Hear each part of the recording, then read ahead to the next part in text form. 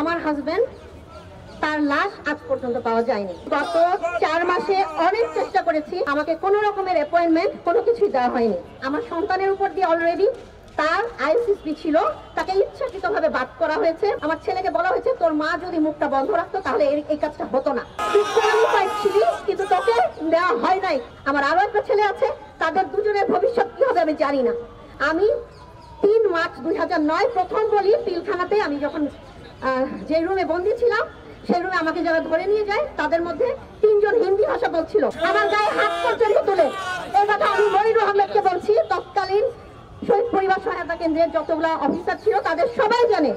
আমাকে এই জন্য অনেক অপমানের শিকার হতে হয়েছে এই পর্যন্ত। আমি যে কোনো জায়গায় চাকরিতে গেছি, আমাকে চাকরি করতে দেওয়া হয় নাই, কোনোদিন আমাকে হেল্প করা হয় না। আমি মাথা নিচু করে বেঁচে থাকি, আমার বাচ্চারা মাথা নিচু করে বেঁচে থাকে। আমি যেখানে যাই আমাকে আঙ্গুল তুলে বাজে কথা বলে। আমি কি সেরকম মেয়ে? আমার নামে কেন ধরনের কথা বলতে হবে?